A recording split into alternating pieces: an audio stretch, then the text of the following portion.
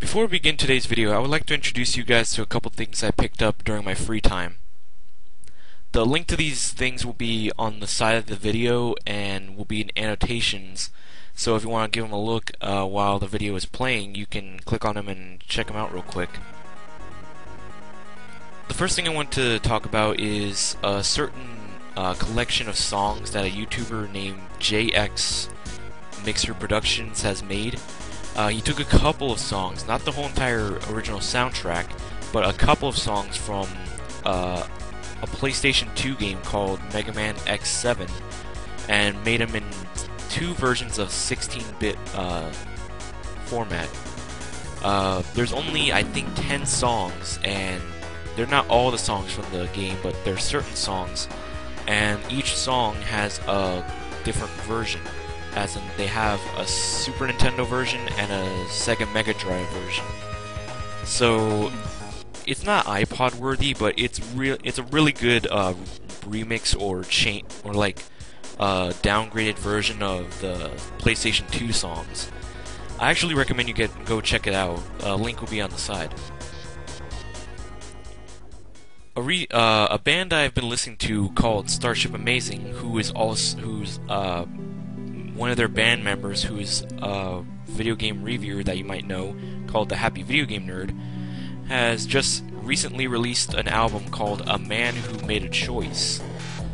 It's free right now, and so far I am enjoying it a lot. It's on my iPod right now, and I cannot stop listening to it while I'm playing at least a Mega Man game or a Castlevania game. I really enjoy it, and I think you guys might want to at least check it out. It's free, so you can download it and delete it if you don't like it. He also has some other songs that are free, but there's also songs that cost at least $5. You can choose how much you can pay, but you at least have to pay $5 for them. The last album that I want to inform you guys about is an album called Chiptune Rockman. It's basically where a bunch of 8-bit music makers, like, think of it like Kevin on YouTube, has come together and made an album of remixed songs that they made for the album, which is basically Mega Man songs from the original series. Not the X series or any other series, just the original series. It goes from Mega Man 1 all the way to Mega Man in Bass.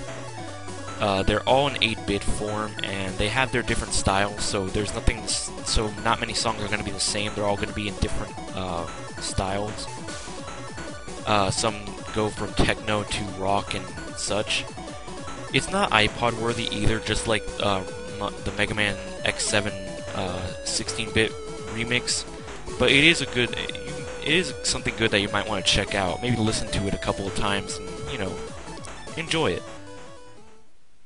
The last thing I want to say is giving a shout out to a fellow YouTuber named Kevin, who is a 8-bit music maker, or in this case also a RPG music maker, and I've been listening to his songs while practicing on on the game that I'm Let's Playing right now, which is Magical Doropie, and without his songs I wouldn't get that little bit of energy that I need to get through the stage and actually practice a little bit before recording it. So go check out his stuff. In fact, I'm actually had a previous Let's Play that was based. Most of his music was going to be in. So far, it's canceled right now, but I am going to re-upload it or basically do it in the future. But as of now, there's nothing solid about it. But Kevin, thank you for your music, and hopefully one day maybe you can help me with one thing that I actually want to see if you can do. But as of now, I think I'm just gonna be working on my videos, and hopefully in the future I can ask you it, and maybe you might say yes. So, anyways, on to the video.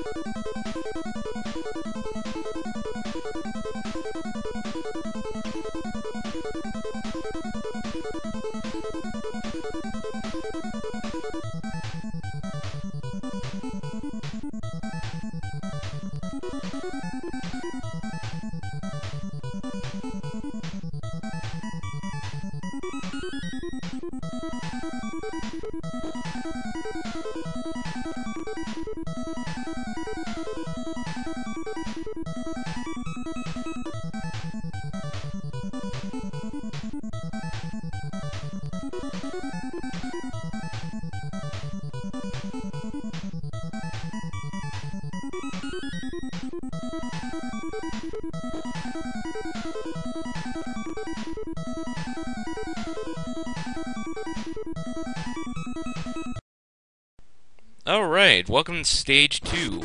This stage is basically the equivalent of Iceman stage from Mega Man 1. The only difference here is that this stage is much more unforgiving than Iceman stage in Mega Man 1. Why? Because this stage is very annoying with... I mean, unlike Iceman stage where the ice was just only a gimmick just to throw you off when you're trying to get on platforms, this stage is much more annoying because there's so many platforms, but there's so little ground to move on, and there's so many enemies everywhere. Before I continue, let me show you a couple things about the stage. When it basically has those same physics from Mega Man, except this one has, like, where if you turn around, you start moving slowly, but then you start running fast. It's basically like in real life, like, where if you're trying to turn around, you start, you have to, slow down a little bit so that way you don't slip, and then you start running much more faster. Another thing is that, when you duck, and if you let go, your momentum keeps coming with you. So if you're still running and you have to duck for a second, you're gonna stop immediately, and then when you let go, you start sliding again. So I don't know if that's gonna be helpful or just an annoyance. I say it's an annoyance because I never found a reason why it's useful. In fact, sometimes it even got me hit by enemies. So yeah, I don't know. Maybe you can figure a way out a way to make it in your favor, but for me, I have not. Oh, luckily. 2 energies, which is weird, because this game is very unforgiving with the energies. I guess now it's just like, I'll give you a break. I don't know. Maybe this game is... To be honest, this is my 3rd recording of this. My first one, I got far in the stage, but then died, and, you know, I didn't want to show me doing the whole entire stage again. Then I did it again, but I died at the first screen because I got hit too many times, and I know that it's not going to be easy to do this. Guess what? That was the mini-boss! Yeah, the most pathetic mini-boss ever. A boss that gets killed by 1 charge shot. It's basically the equivalent of Metal Man and his weakness against the Metal Blade. It's kind of pathetic. Hold on. Sorry, someone was at my door. I had to, you know, answer it. I mean, I'm not gonna just, like, ignore him. Alright, let's get normal out. There we go. Let's get Broom out. Like I said, in fact, I have been doing a couple of practice runs of the stage, and to be honest, this is, like, my most difficult stage to get past. I'll be honest, this stage is really hard. I don't see myself actually doing this perfectly. Hopefully, maybe I'll be able to defeat the boss without dying, but that's kind of like a wish more than that's more like a wish than than something that can actually possibly happen. The only way you can get it is only if you wish. But anyways, yeah, I don't know what I'm talking about anymore. Oh, there we go. I was wondering how I got him last time, and I just remembered. Anyways, let's get the broom out, come up here, and there we go. Alright, now right here we get... Now, what's strange about this stage is that this stage is much more better at giving you items and such than the other stages. Like right here, there's an energy right there, but in later stages they don't really give you as much energy. I mean, even the first stage, which is supposed to be the easiest part, even doesn't give you that. Even doesn't give you tons of energy fills. They just basically just say, nope, you're just gonna have to only get it from the enemies. All right, we got an extra life right here. Now let's see. Right there. There we go. I got him. Oh, that was very close to the spikes. All right, here we got another boomerang guy. Hopefully he doesn't hit me. Oh, that was lucky. Alright, let's take care of you. What's weird is that in my first recording, it was mostly based on very, very lucky, like, well, not really lucky, like, very kindness. Like, the game didn't take the hit, didn't let me take the hit that I was supposed to take, and gave me more energy than I did before. Like, you know, like, lots of enemies were dropping energy than usual. So that was kind of weird. But I guess the game is learning to be much more kinder to their players than be total jerks. Anyways, right here is my most hated stage because there's so... I mean, look at it! It's kind of like trying to go outside and dodge rain. I mean, There's enemies everywhere. There's no chance unless you play this game so many times that you know where every enemy's gonna come from. There is no possible way you can get through that without getting hit at least once. I knew you were there. I knew you'd say that. I don't know, Judge Dredd. Have you seen that movie? It's actually, for as pathetic as Stallone sounds as a judge. It's like corporate law. Blah, blah, blah, blah. I mean, it sounds like those sounds like cop. Those sounds like freaking cop. It's like he's trying to act like those cops that you see in movies. You know, where they're all tough and have that deep voice. But what's strange is that he's supposed to act like one, not to actually be one. Oh, that was close. Alright, looks like the game's lagging a little bit. I guess it's because this thing has been on for a while, so it's probably getting tired a little bit. That's the thing about my computer. It's not the perfect computer, but it gets the job done. Like, I mean... Okay, that was a lucky dodge. Thank you, Broom, for not letting me ride you, so that way I don't get hit. This enemy you want to get close by, because if you try to take him out from a distance, it's not going to work, unless you get really close. Alright, do I want to get that energy? Yeah, I do. Alright, there we go. Let's wait for this enemy to move. And here we go. Yay! For freedom! I don't know. I don't know why they put that enemy there. That enemy placement right there was kind of a dick move, but I don't know. You know, this game is only 5 levels long, so I guess it's kind of just like during the silly strip. You gotta make it as difficult as possible. You know, just I mean, like difficult that's hard, but not as too difficult that you want to just quit. All right. So we got 4 extra lives right now. It's pretty good. All right, this is another mini boss, but this one's much more has a much more better chance of hurting you because of these ice floors. But basically, this boss is really easy. You just need to shoot it with a couple of charge shots, and that's it. In fact, I think you just only need to shoot it a couple of times. I could be wrong. Strange.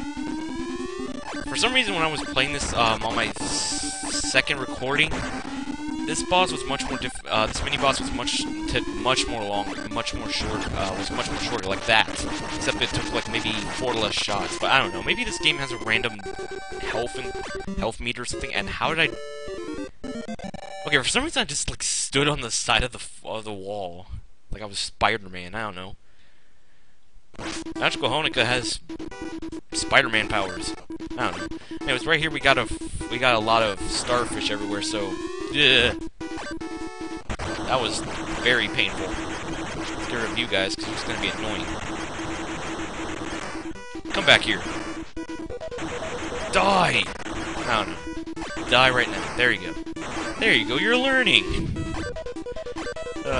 I actually finished seeing this if you guys know the Nostalgia Critic, him and his friends made a movie called Kick-Assy, and there was this one part where they were like training, like they were training on how to become, I don't know, jerks or something. Oh, I did that too early. I need to wait so I can get, alright, there we go. Freeze you, and oh my god, I was about to run into him. Alright, there we go. I know there's another one coming up ahead, so I better get ready. There we go. Funny thing, in my previous recording, that boomerang guy didn't actually show up. I think maybe I off-screened him or something, I don't know. But it was kind of weird. Alright, there we go. Let's keep on going. I think this is actually the end of the stage, isn't it? No, it's not. Actually, that was actually the first room. What am I talking about? Alright. This kind of looks familiar. It looks kind of like that room from Dr. Wily's Castle in Mega Man 2. Except this time you're dodging the lines instead of riding on them. Oh my god!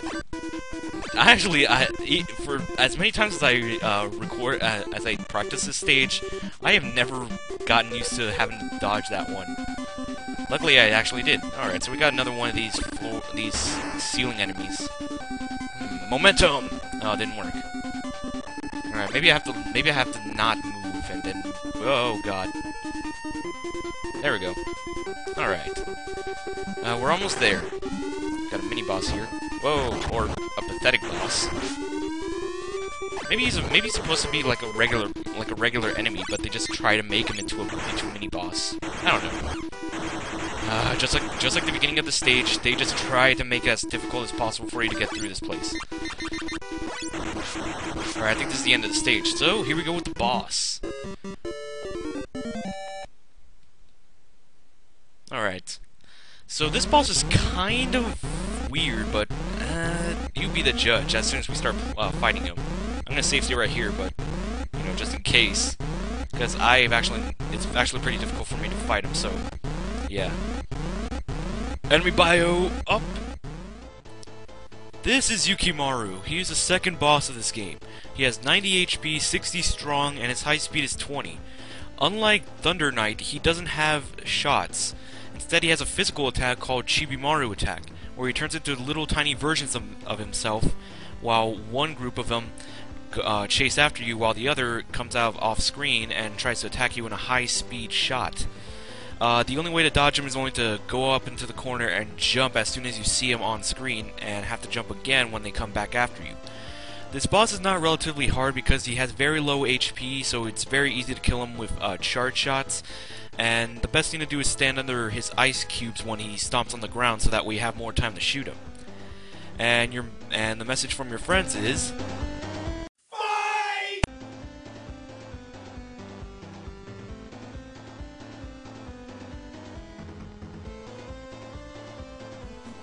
Alright, here we go. We have Yuka blah blah blah blah blah. I am not good with Japanese names.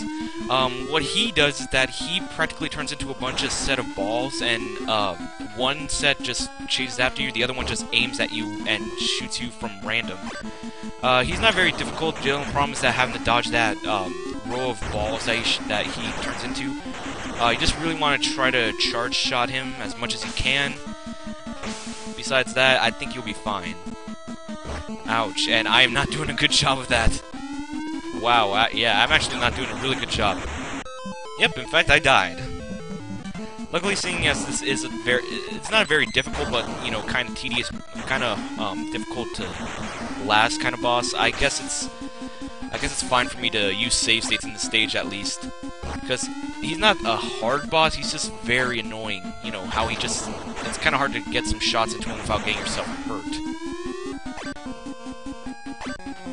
And mostly because of the ice floors as well. Because his attacks except for this one, his other attacks are not really that difficult to dodge. It's just that one move. Because, I mean, there's ice blocks right here that you can drop on you, but they're very easy to spot, and they're not really that difficult to dodge. You gotta have good reaction time when you're fighting this boss, because, you know, those balls can come out and come down in any second. What you really want to do is get those ice blocks to actually fall, because if you don't, he's just gonna automatically go back up to the air again, and gives you less time to shoot him. Oh, I missed. No, no, no, no, no, no, no, no! You're gonna die. No, no, no. Oh. Okay, come on, let's do this. Let's do this. Come on, come on, come on, come on! Whoa, that was very dangerous. Alright, there we go. There we go, we actually defeated him! Awesome! Alright. So anyways, that's the boss. See you guys next time for part 3, I guess, if I don't, you know, say anything at the end of this video.